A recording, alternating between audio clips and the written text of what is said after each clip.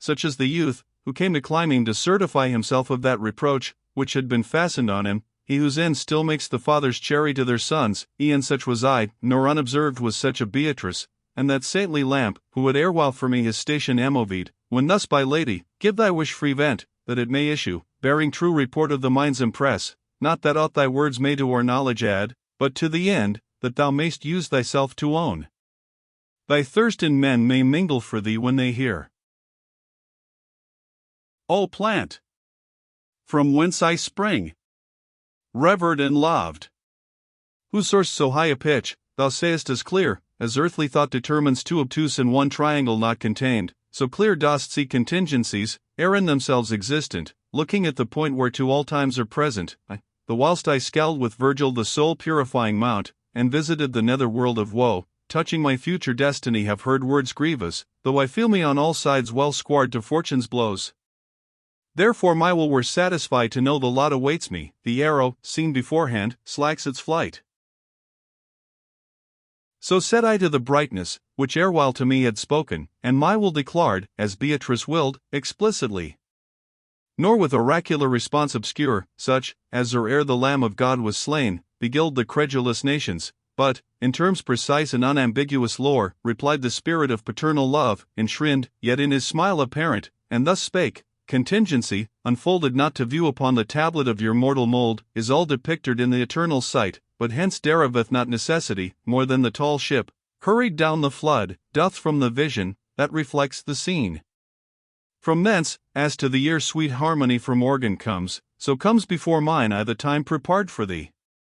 Such as driven out from Athens, by his cruel stepdame's wiles, Hippolytus departed, such must thou depart from Florence. This they wish, and this contrive, and will ere long effectuate, there, where gainful merchandise is made of Christ, throughout the livelong day. The common cry will, as T is ever wont, affix the blame unto the party injured, but the truth shall, in the vengeance it dispenseth, find a faithful witness.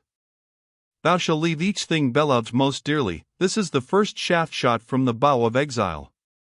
Thou shalt prove how salt the savour is of others' bread, how hard the passage to descend and climb by others' stairs, but that shall gall thee most will be the worthless and vile company, with whom thou must be thrown into these straits.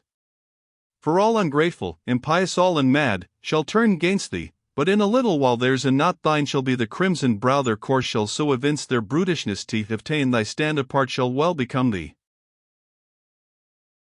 First refuge thou must find, first place of rest, in the great Lombard's courtesy, who bears upon the ladder perched the sacred bird. He shall behold thee with such kind regard, that twixt ye two, the contrary to that which falls twixt other men, the granting shall forerun the asking. With him shalt thou see that mortal, who was at his birth impressed so strongly from this star, that of his deeds the nations shall take note. His unripe age yet holds him from observance, for these wheels only 9 years have compassed him about. But, ere the Gascon practice on great Harry, sparkles of virtue shall shoot forth in him, in equal scorn of labours and of gold.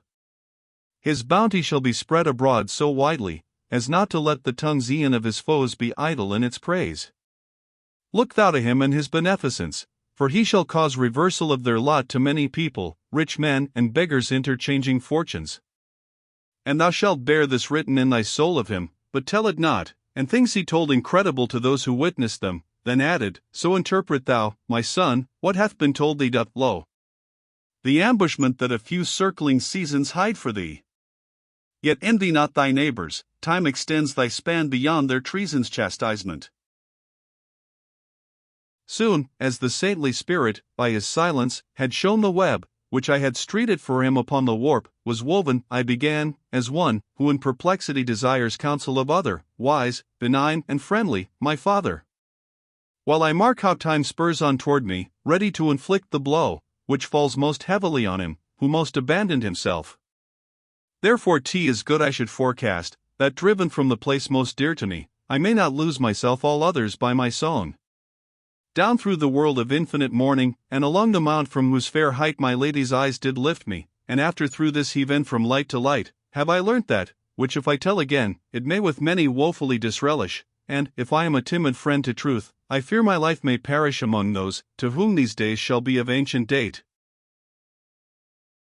The brightness, where enclosed the treasure smilled, which I had found there, first shone glisteningly, like to a golden mirror in the sun, next answered, Conscience, dimmed, or by its own or other's shame, will feel thy saying sharp. Thou, notwithstanding, all deceit removed, see the whole vision be made manifest. And let them wince who have their withers wrung. What though, when tasted first, thy voice shall prove unwelcome, on digestion it will turn to vital nourishment. The cry thou raisest, shall, as the wind doth, smite the proudest summits, which is of honor no light argument, for this there only have been shown to thee, throughout these orbs, the mountain, and the deep, spirits, whom fame hath note of. For the mind of him, who hears, is loath to acquiesce and fix its faith, unless the instance brought be palpable, and proof apparent urge.